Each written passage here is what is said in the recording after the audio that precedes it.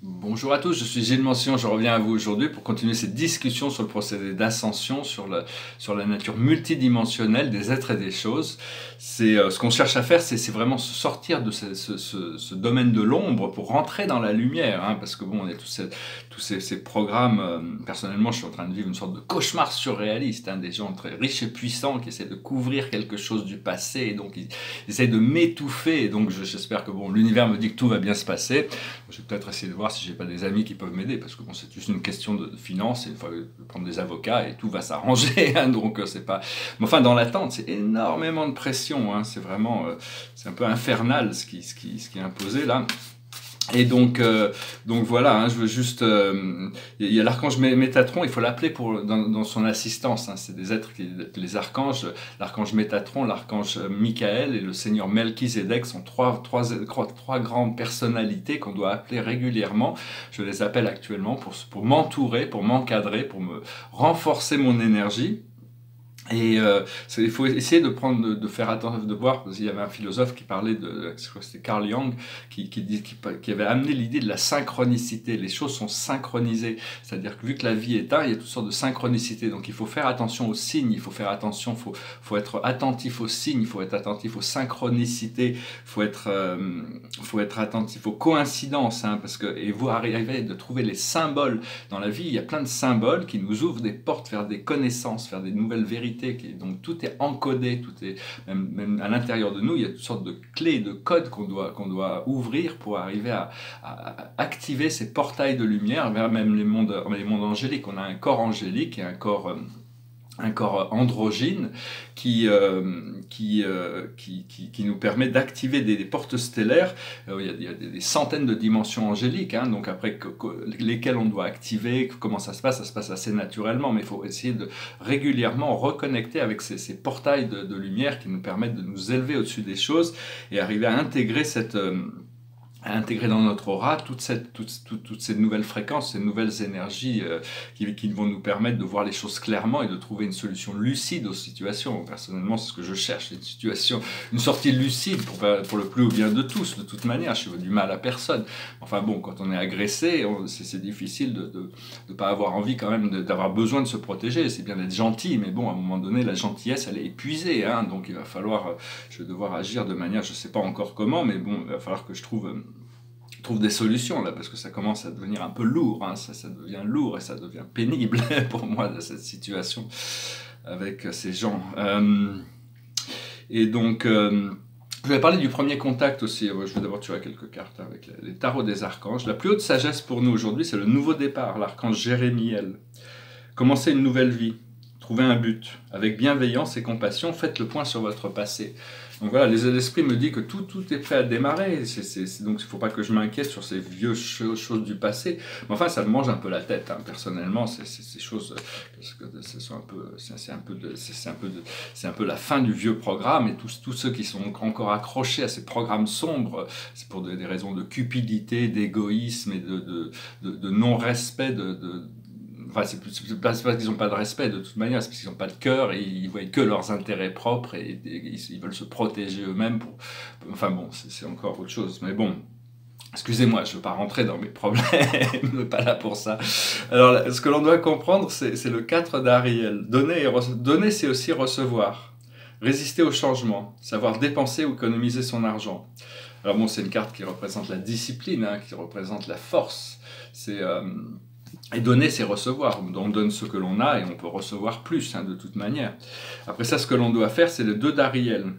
Vous devez trouver un équilibre, courir plusieurs lièvres à la fois, rendre tout travail plus agréable. Donc voilà, je vais essayer de sortir de cette situation de manière agréable. Bon, il est vraiment dans une situation assez qui n'est pas forcément la plus stable, hein. Il est vraiment dans une position, donc il faut essayer de trouver cet équilibre, trouver cette balance qui permet de... Grâce à notre pouvoir de concentration, s'élever au-dessus des choses. Et l'aboutissant, c'est le 10 de Michael. C'est fini, vous êtes enfin libre, le bonheur vous attend. Laissez le passé derrière vous. Alors vraiment, c'est tirer sa révérence, hein, c'est vraiment tirer sa révérence à cet ancien stage. C'est arriver à dominer toutes ces choses qui sont inférieures pour arriver à s'élever au-dessus des choses. Et donc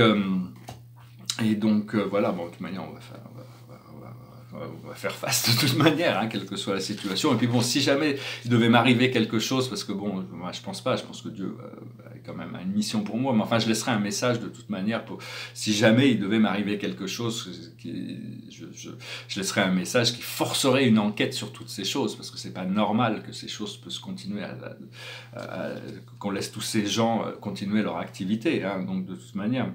Enfin, c'est pas continuer leur activité, c'est juste que je protège sur des choses, des actions qui sont pas intègres, quoi, disons. Donc, je voulais dire, enfin, je voulais parler du premier contact. On attend le premier contact, c'est-à-dire l'arrivée des galactiques.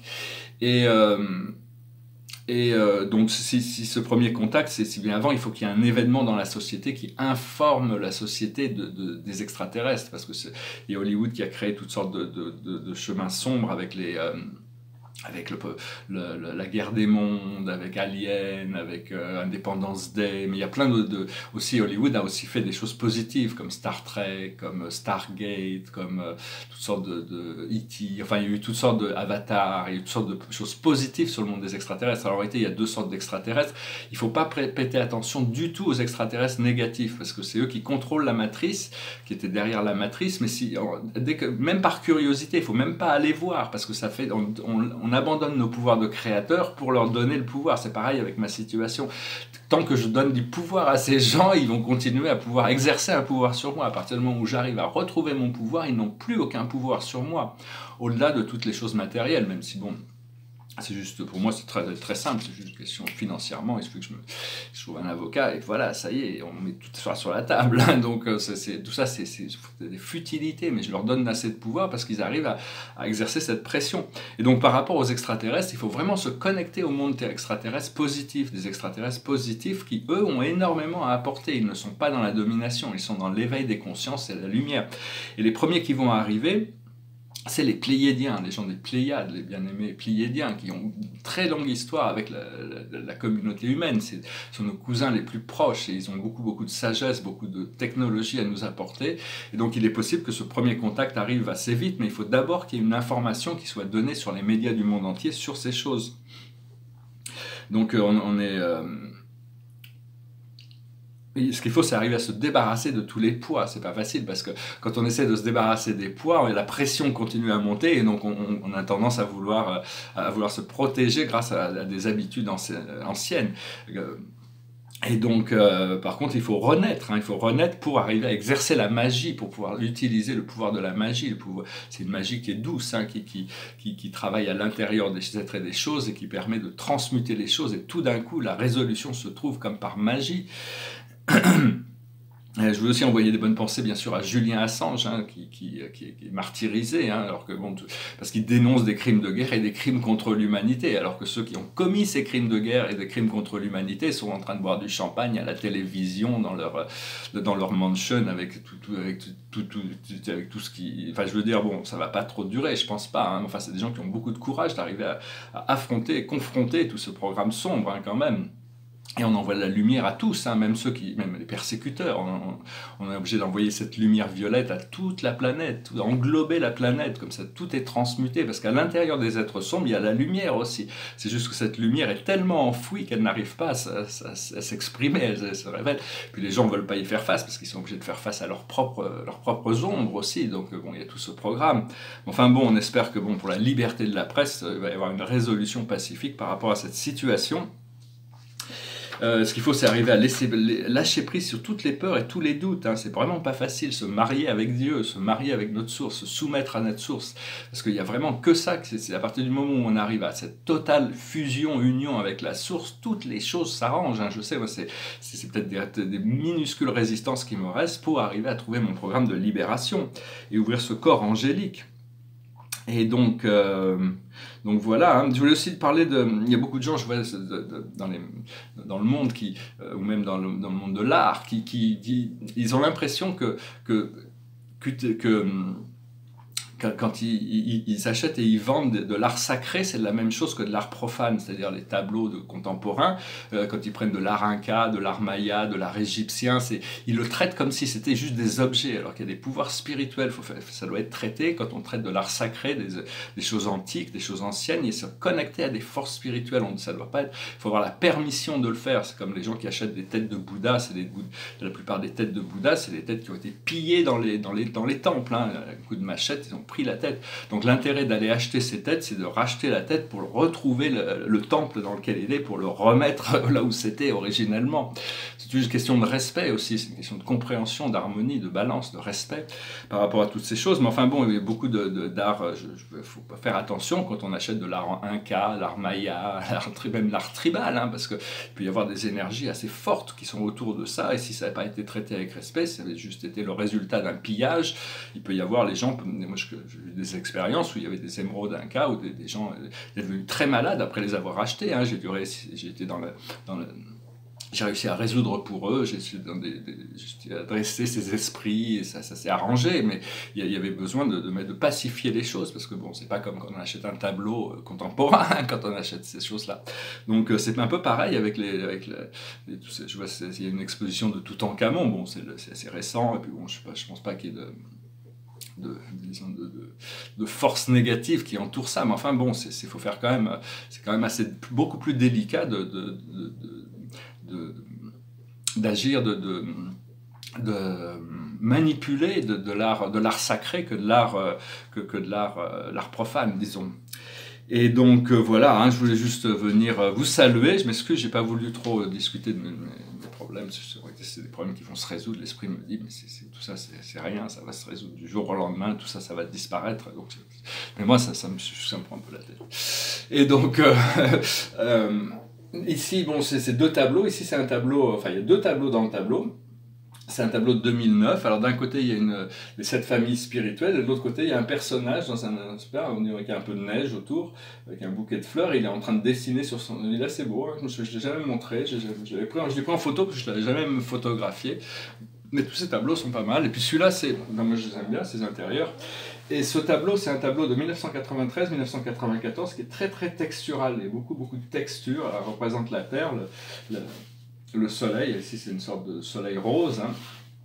Il y a le symbole de Cérès, la déesse Cérès, et il dit Urantia 606 de Satania, avec le symbole de la terre, et puis il y a ce personnage qui regarde. Hein. Et il y a cette voie de chemin de fer, un peu, cette voie d'ascension. Enfin, il est assez intéressant. Il y en a un sur la Lune, je sais pas que je l'avais retrouvé, c'est la Terre et la Lune. Ça s'appelait Moon Station. J'ai une photo, mais je ne sais pas où est le tableau, je vais essayer de le retrouver. Et puis, je vais essayer de me lancer dans cette chanson que je n'ai pas pu chanter l'autre jour. Je vais essayer de voir si je peux la chanter. J'espère que vous serez indulgents sur mes performances musicales. Je vais quand même tirer quelques cartes avec la cache. La plus haute sagesse pour nous aujourd'hui, c'est la finance. Tous mes problèmes vont se résoudre à partir du moment où j'ai pas besoin de milliards. J'ai juste besoin, peut-être pour mes projets, mais j'ai besoin juste d'un peu d'argent pour résoudre tous mes problèmes ici, quoi. Je veux dire, déménager, parce que c'est un petit peu comme s'il y avait un essaim de guêpes à l'intérieur de ma maison. Si je donne un coup de pied dans l'essaim de guêpes, toutes les guêpes vont m'attaquer. Alors que si j'ai les moyens d'avoir un peu d'argent pour mettre de prendre un avocat, c'est comme si je mettais un habit qui me protège, et puis je peux déménager, je peux assignifier la maison, je peux sanitiser la maison, je suis plus dedans pour recevoir tout ça. Donc, enfin bon, tout ça, ça arrive. Hein, l'esprit me confirme que tout ça est là, et tout ça arrive, et tout ça, je devrais même pas en parler, je devrais même pas y penser, je devrais même pas. Mais bon. Ce que l'on doit comprendre, c'est le transport. Il faut se laisser transporter, il faut rester sur les rails. Ce que l'on doit faire, c'est l'époux-l'épouse. C'est-à-dire, il y a une relation très profonde qui est là, qui se prépare. Et donc, pour moi, de toute manière. Et puis après, bon, c'est juste une question familiale. C'est arriver à trouver son match. Parce qu'il y a beaucoup de gens qui se sont mis dans des relations avant de rentrer dans cet âge c'est des relations qui ont servi pour un temps, mais maintenant on a besoin de relations qui sont libres, qui sont belles, qui sont légères, donc bon, faut pas s'accrocher aux vieilles relations. Si ça fonctionne plus, faut lâcher prise et se préparer pour quelque chose de nouveau. Des fois, il faut déjà créer cette relation avec nous-mêmes, ce mariage avec nous-mêmes, avec notre âme, avec notre esprit. lâcher prise sur l'ego. Enfin bon, il peut y avoir des relations profondes, des âmes sœurs qui peuvent se présenter, hein, des compléments. Et l'aboutissant, c'est les Amérindiens, c'est le pouvoir du cercle. Bon, il y a le pouvoir du cercle et le pouvoir du triangle, c'est deux pouvoirs très très puissants. C'est d'arriver à se reconnecter à tout ce monde naturel. Voilà, je vous souhaite une excellente journée. J'espère que cette vidéo, vous avez trouvé cette guidance. Hein. Je m'excuse encore, je n'ai pas voulu parler de mes problèmes. Je ne vais pas en parler dans ma vidéo anglaise, je vais essayer d'éviter ça. Et donc j'ai chanté cette chanson, c'est sur le bonheur que l'on trouve chaque jour, chaque matin. L'aventure, l'aventure, l'aventure commence à l'aurore de chaque matin. L'aventure commence alors que la lumière nous lave les mains. L'aventure commence à l'aurore et l'aurore nous guide en chemin. L'aventure, c'est le trésor que l'on découvre à chaque matin. Pour Martin, c'est le fer sur l'enclume. Pour César, le vin qui chantera. Pour Yvon, c'est la mer qui l'écume. C'est le jour qui s'allume, c'est le bré que l'on bat. L'aventure commence à l'aurore de chaque matin. L'aventure commence alors que la lumière nous lave les mains.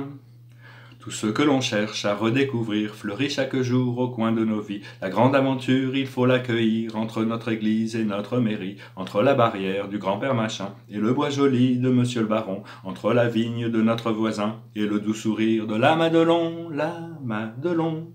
L'aventure commence à l'aurore de chaque matin. L'aventure commence alors que la lumière nous lave les mains. L'aventure commence à l'aurore, et l'aurore nous guide en chemin. L'aventure, c'est le trésor que l'on découvre à chaque matin. Pour Martin, c'est le fer sur l'enclume. Pour César, le vin qui chantera. Pour Yvon, c'est la mer qui l'écume. C'est le jour qui s'allume, c'est le blé que l'on bat. L'aventure commence à l'aurore de chaque matin. L'aventure commence alors que la lumière nous lave les mains. Tout ce que l'on cherche à redécouvrir et pouvoir aimer sont auprès de nous, et à chaque instant, dans le creux des rues, dans l'ombre des prés, au bout du chemin, au milieu des champs. Debout dans le vent et semant le blé, plié vers le vent, saluant la terre, assis près des cieux, à 6 pieds des vieux, et tressant l'osier, couché au soleil et buvant la lumière, dans la lumière.